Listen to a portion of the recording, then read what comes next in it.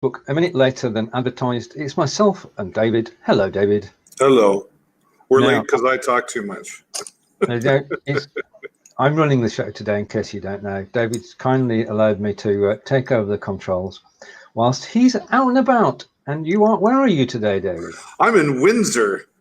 Not Windsor, UK. That's right. Windsor, Ontario. I'm at the Windsor's, the Caesars Windsor Casino. Yeah. My wife Jennifer and I, we stayed here last night. We're down here on some business today, so okay. We came down late last night actually, and she used it like we could have come down just this morning, but she said she needed to come here and relax. But what she really needed to do is come down and play a slot machine. I see. Which is fine.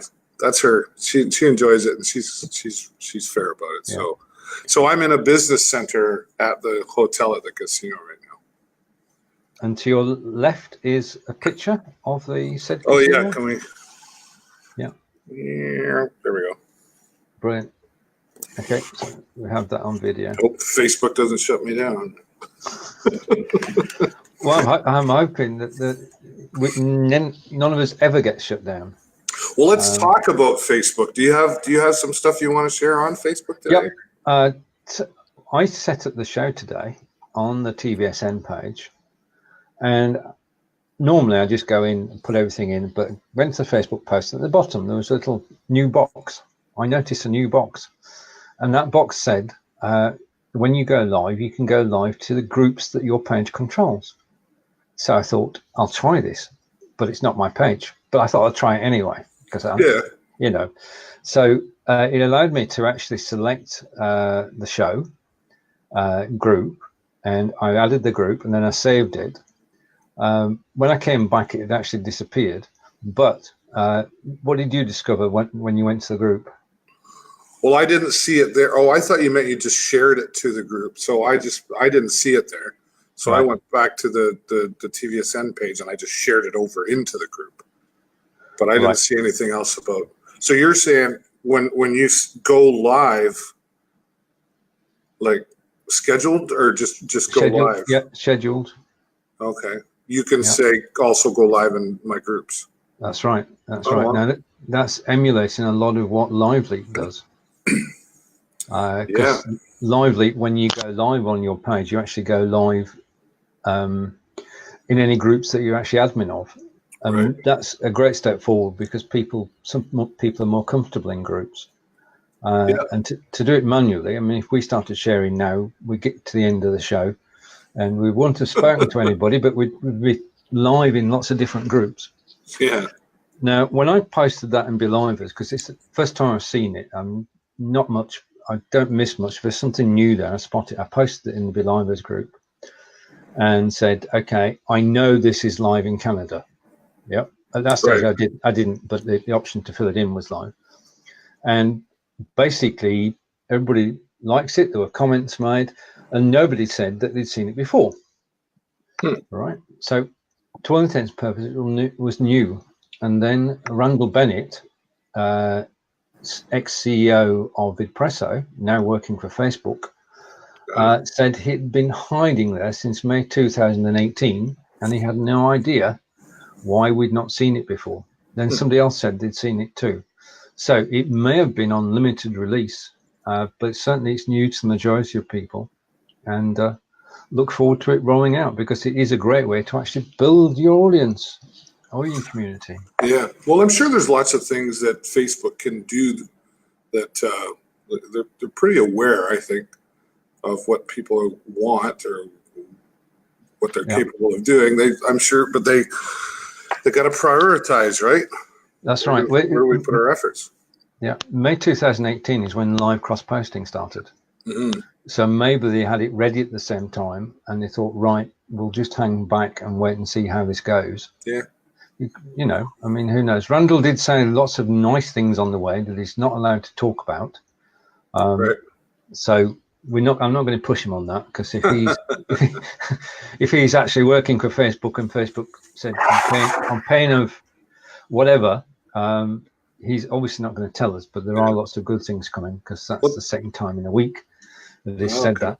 I say hello to Kelly and Carinder. We don't have the guest option today because both David and I have to disappear. Yeah, we've got lots to talk about. And we have lots to talk about. And we both have to disappear early today. So a warning, we will be, not a warning, information. Warning.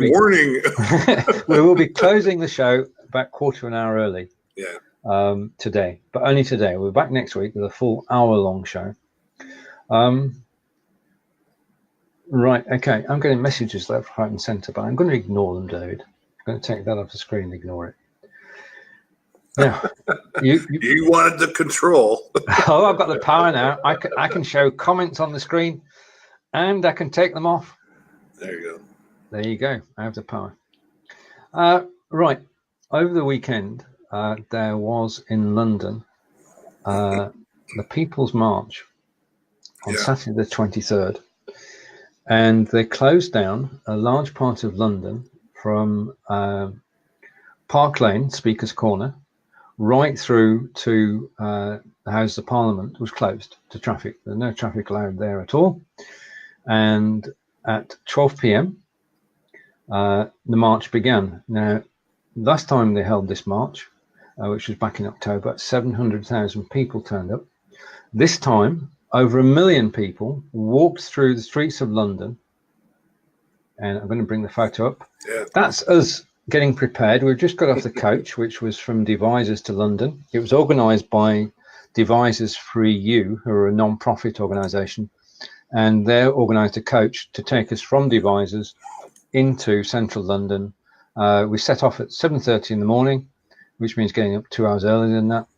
And the bus took us right into London. And this is just after we got off the coach. And we're getting ready with our placards to actually march from Park Lane to the Houses of Parliament. You'd be grateful to know, David, that's the only photo I'm going to show today. Oh, no, I'm happy to see it. Only teasing you. But the situation was, I'll give you a little bit of the backstory here, so that I am biased. Okay, I'm going to say that. That's fair. A vote was taken in June 2016. Should the UK remain part of the EU? Now, the EU is a social economic area, 28 countries joined together. No tariffs between the countries, no borders between the countries. You could go work in any of the countries. You can go from one end to the other. You can stay and work. And we all import and export to each other. And a large percentage of what we export goes to the EU, and a large percentage of what the EU exports comes to us. Everything was going swimmingly.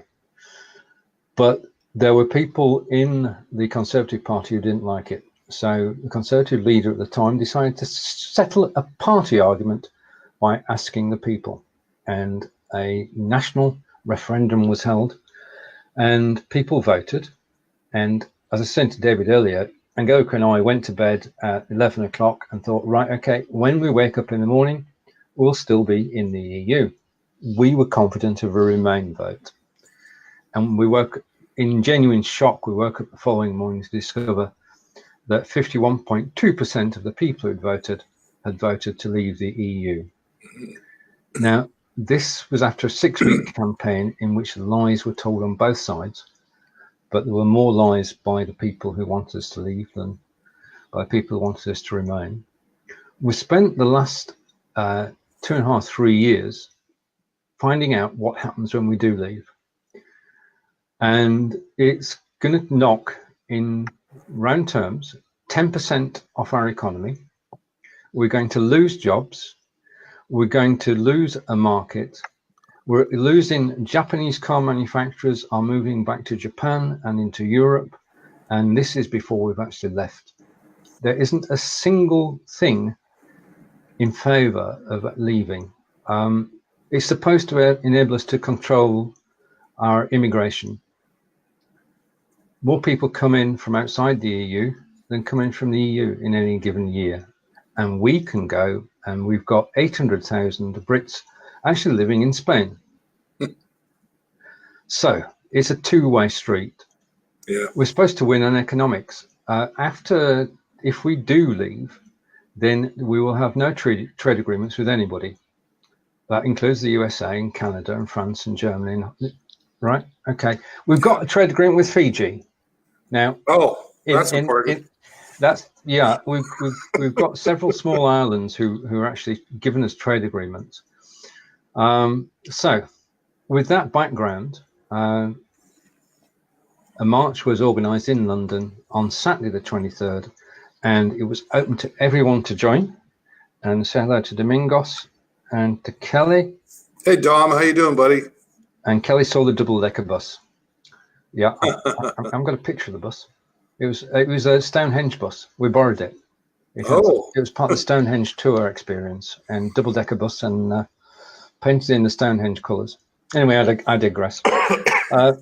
So what you have is over 1 million people meeting up in London, and we met at Hyde Park, and then made our way to the marshalling area. And before us, we were set to go at 1 o'clock. A march took place at 12 o'clock with leading politicians in there, people who've got to be protected and have security. So they did an intro march, as it were, and that intro march walked the whole route from Park Lane to the Houses of Parliament in 45 minutes. So that was normal walking pace, nobody else on the road, and you could do it in 45 minutes. By the time we got there and we'd done it, we were taking 3.5 hours to do the same. So, well, it is. It's just, but you couldn't move any faster because the person in front of you is just being funneled down the streets of London. You can't increase the width of it, and it's a single carriageway, and it was all good humour though. Amazing good humour between everybody, friendship between everybody. Everybody had the same motivation for being there. So both sides were there? No. This was just the one side at this point? This is just the Remainers. Right, okay. These are people who want to remain in the EU. Yeah, okay. And the march is to influence Parliament on a vote which takes place this week. So, okay, I got a couple questions for you. Yeah, sure. I guess the first would be, what started all of this? Like, what made somebody wake up in the party and go, oh, let's ask this question? Right. Okay. You had Conservative Party, which is the ruling party, is made up of 3 sections. There are those who lean towards Liberal. There are those who are in the centre ground, and then there are right-wingers. And the right-wingers, who are for themselves and nobody else, and that's my words, were making the Prime Minister's life hell, because any sort of central liberal policy he tried to get through, the right wing said, no, you can't. Right. And they helped to. It was becoming impossible for him to govern because he couldn't actually control his own party, never mind the opposition. Okay. So he decided that in order to sort that out, he would have a referendum in which the people could vote, so that the argument will be settled once and for all. And here we are 3 years later, knowing a lot more than we did before, but it's started with a party political infighting is the answer. Okay, interesting. Now, this is a divided country. We are. Based on statistics.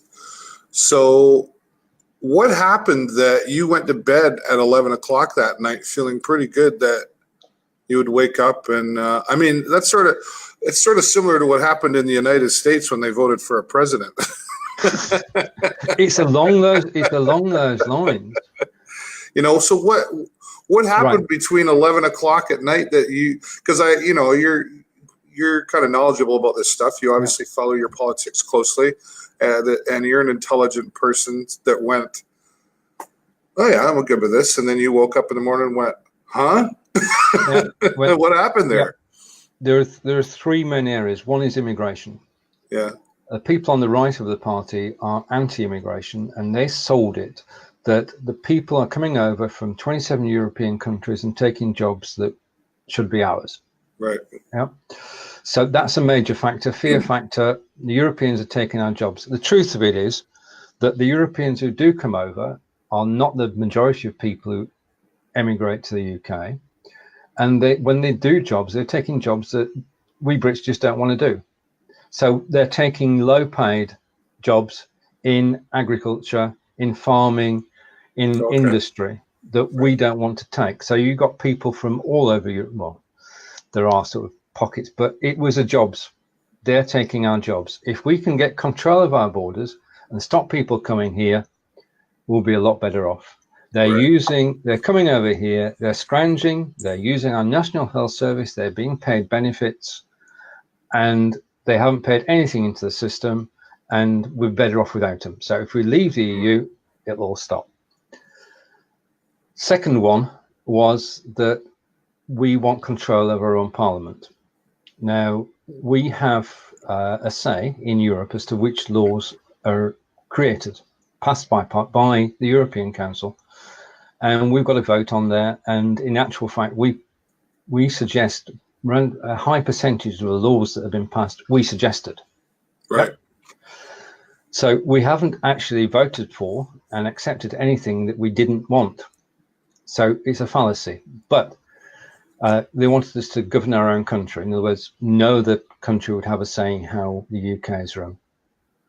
And the third area was economics. We'll be better off without the EU, because at the moment, the EU decide all the tariffs, the external countries. Now, Canada made an agreement with the EU for mutual trade. Yeah. And Canada is now an associate of the EU.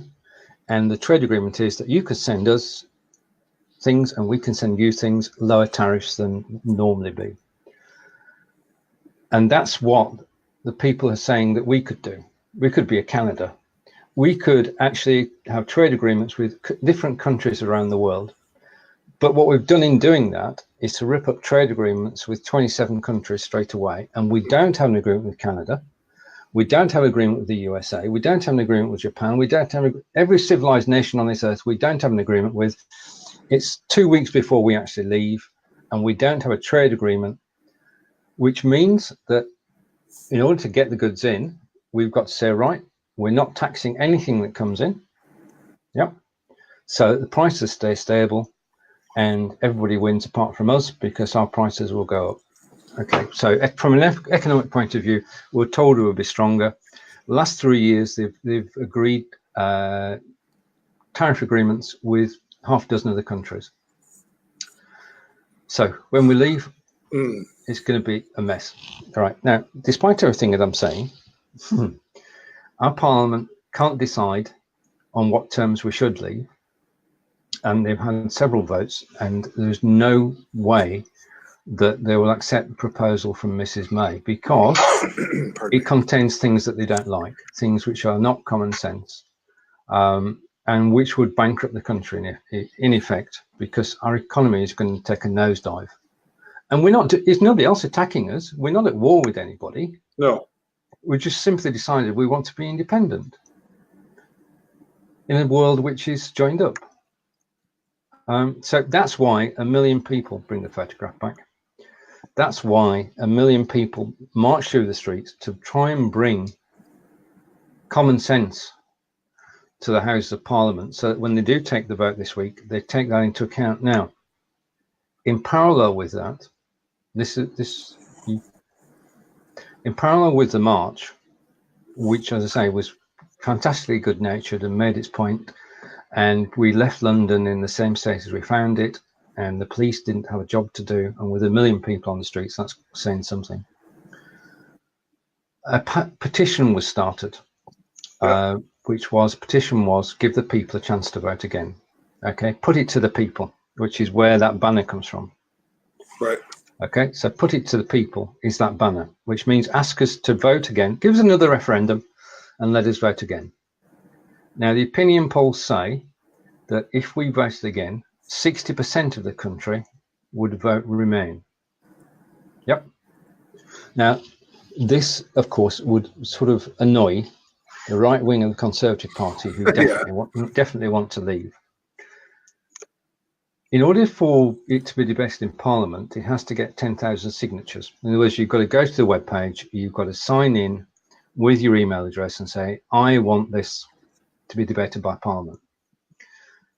So 10,000 people did, and then 20,000. And on Thursday of last week, 1.4 million people had signed. Wow. On Saturday, 3.3 million people had signed.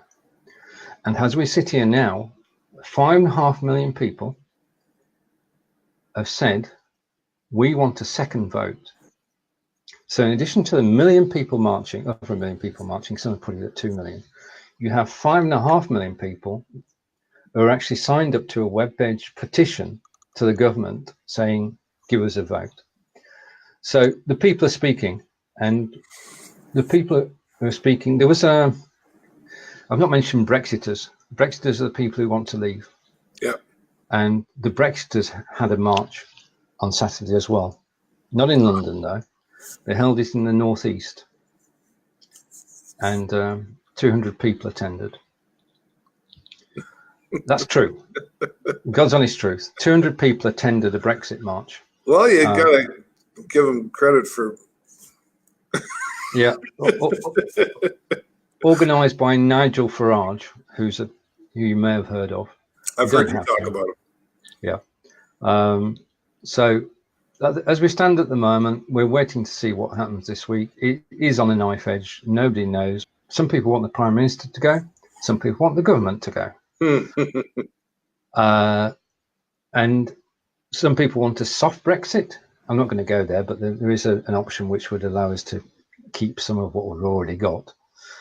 But the major thing is if Parliament decided, this is why it's so important.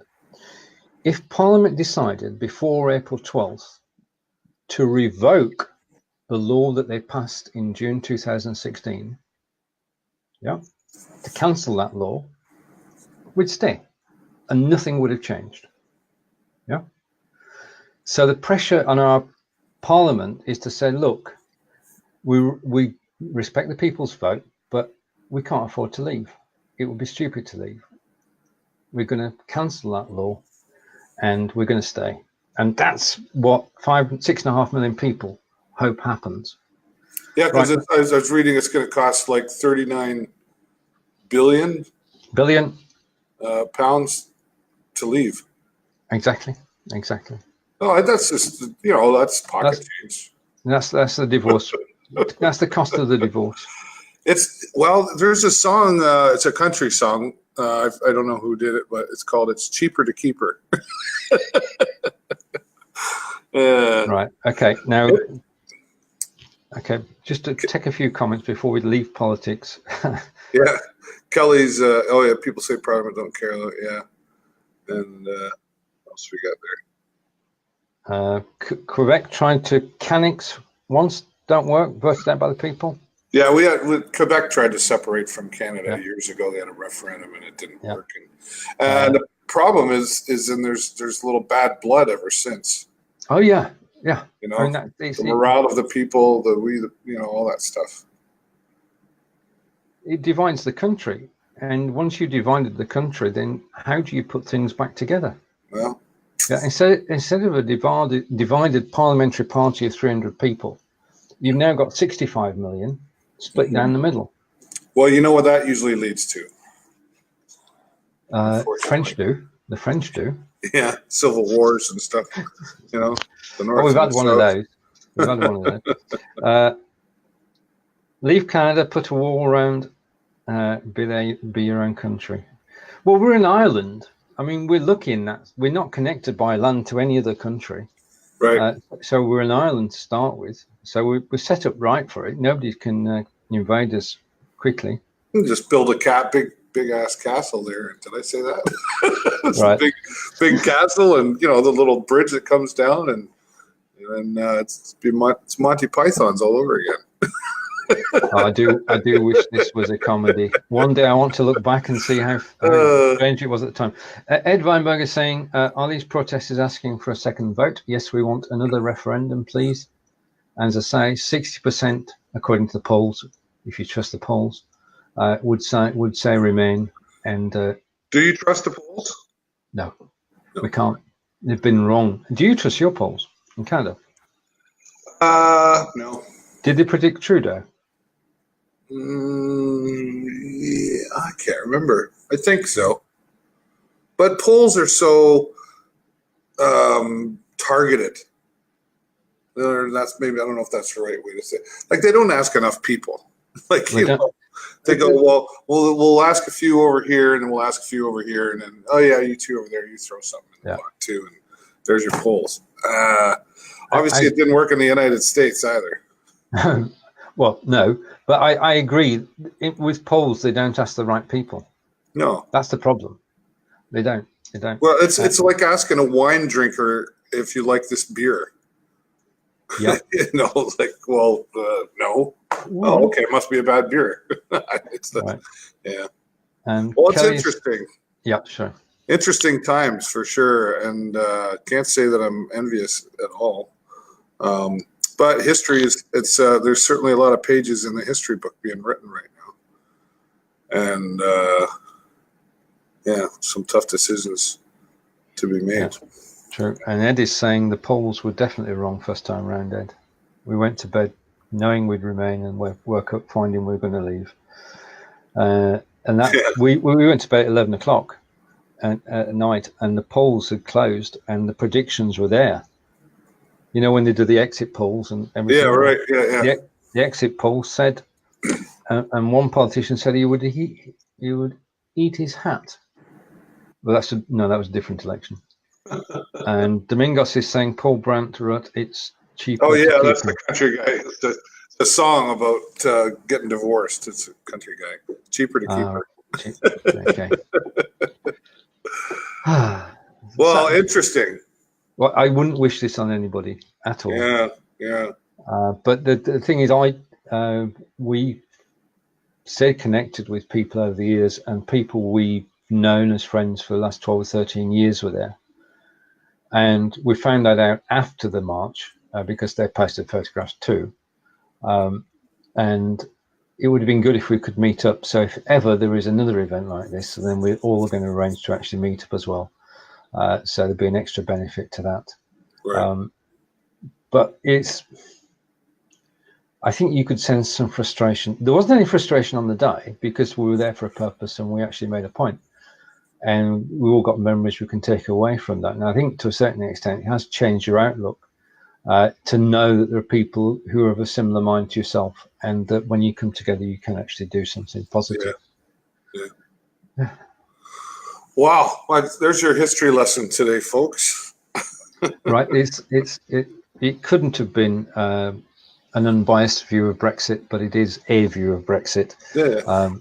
And you'll find people on Facebook, incredibly, who are actually talking.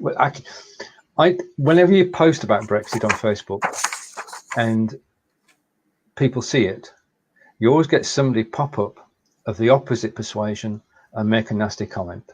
Right. Okay, just because they can, not because they've anything to contribute. And I got 2 of those yesterday. Oh. And I did something I've not done because I just deleted the comment because you got control over that. And I unfollowed the person on Facebook. Yeah. I mean, you just got to distance yourself from people when you've got. Sometimes the best response is no response at all. Exactly. When you've got people actually doing something for greater good, and people actually coming along, commenting positively on the photograph and liking the photograph and getting into the mood that was there on the day. And then you get some, I'm going to be polite here, idiot who thinks it's clever to actually put a comment on there. And if you're out there, he's possibly watching us now. Yes. Oh, well. Okay. Enough said. But I couldn't unfollow him because that would. Yes. Okay. Right. Okay. Breathe, Stephen. Oh. Let's turn this back towards Facebook a little bit more. Yeah. Broadcasting side of things. We that is something that does come up from time to time, trolls, if you will, or negative comments, or do you know what? Sometimes people make comments of the obvious. Yep. Right. You know, I mean, I've done broadcasts where, oh, it's choppy. Oh, it's slow. Or it's, I know.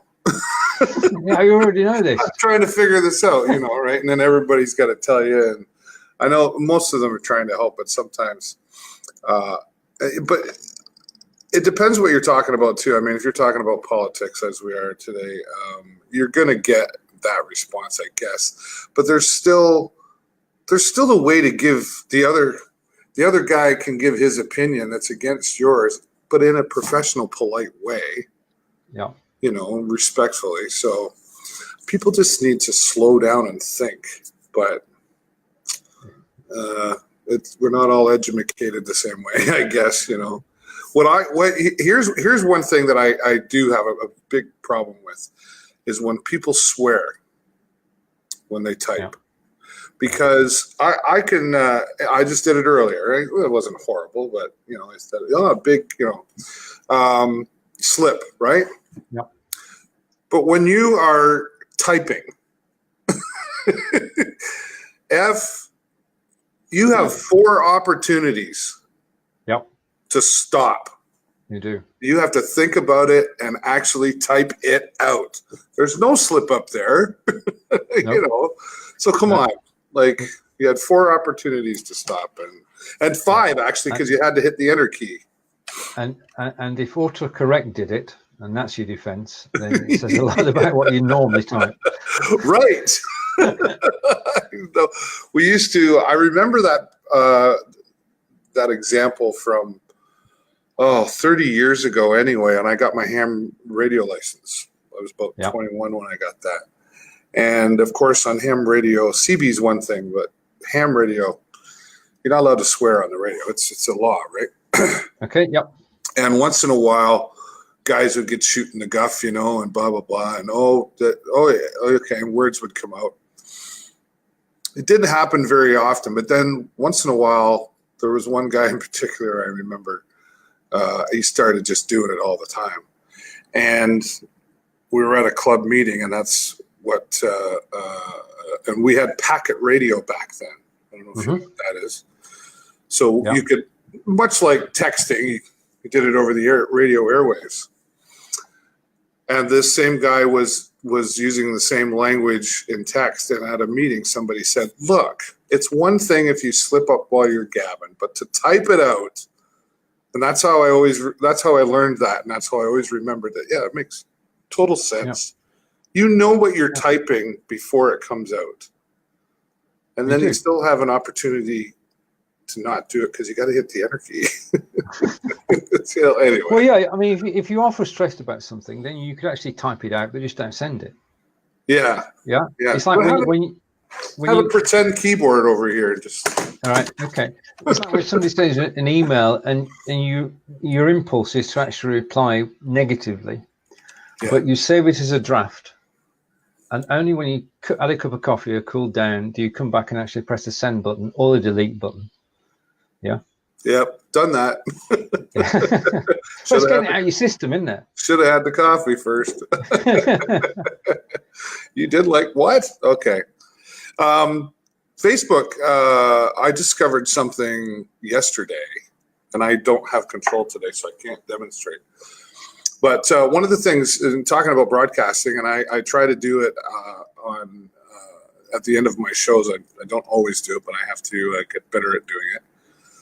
Is you can type in the time. So if at this point this interview started, you can type in the time in the comments section, so that audience can click on that time and it jumps the video, takes you right to that point. Something else you can do now is right click on the video after, not when it's live, but when it's now in recorded mode. Right click on the video and a little menu pops up and you can click mute, pause, copy video URL, and you can also copy video URL at current time. So what it does, it creates a link so that if you click on it, it takes you exactly to that point in the video. Did you know you could do that with the right click? Nope, I didn't.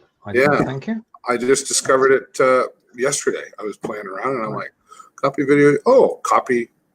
So my thinking is, because I used to sit down and type in the times that you gave an example of there. Yeah. But you have to go back and try to figure out exactly where's the time. Oh, I think it's about there. So you type it in. And now I just go to that spot in the video, right click, and I just paste that link in my comments. And it gets people clicking a little more. I find too that if I say thank you to my guests after in the comments, and I say thank you to and tag them in it again. And on my show, I typically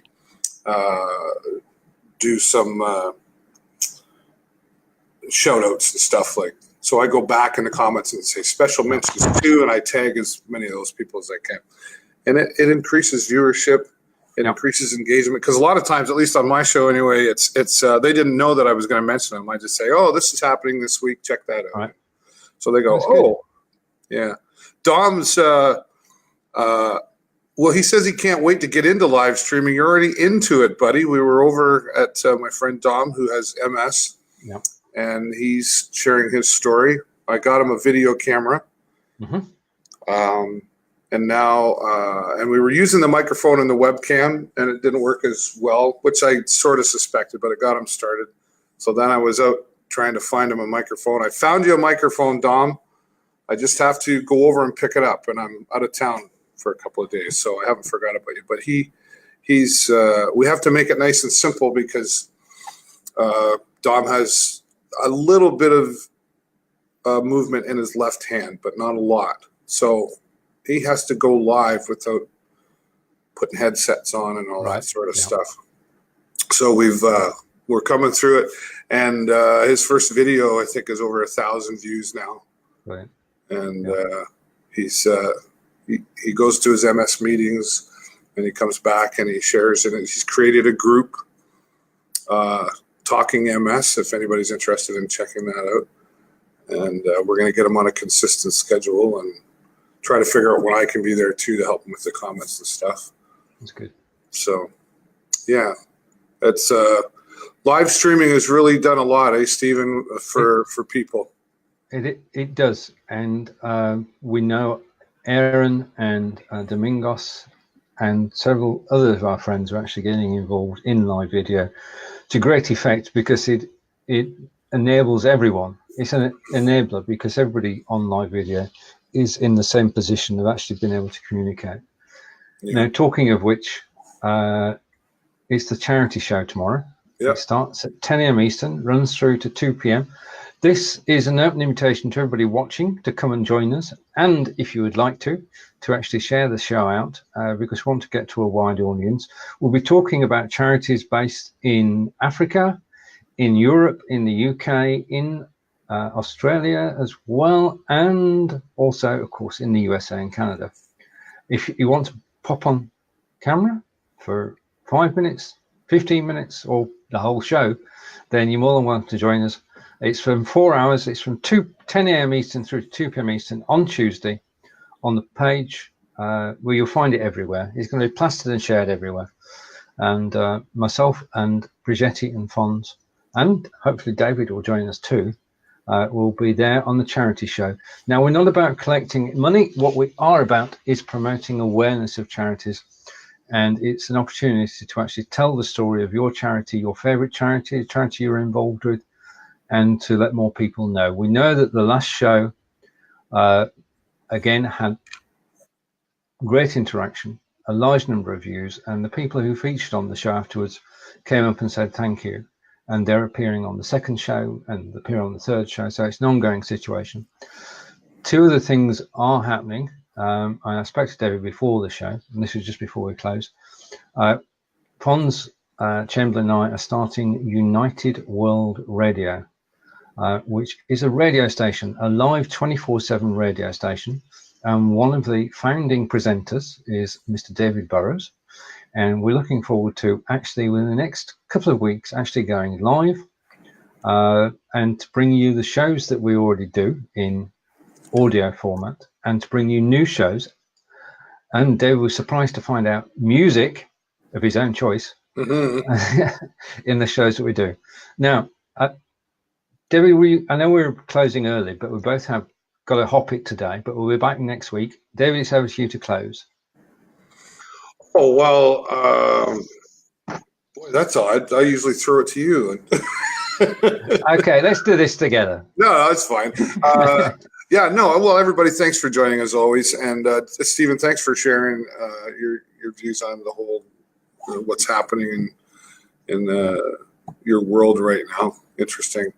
And I learned a lot more about it. And if you're thinking of going live, just do it. Just go live. As I like to say, don't be shy. Be live, right? Indeed. And it's my turn to say, if you like the show, give us a 10. If you didn't like it, for any reason whatsoever, then come back again next week and try again. There you go. Bye for now. Bye, everybody. Right. That was good. I really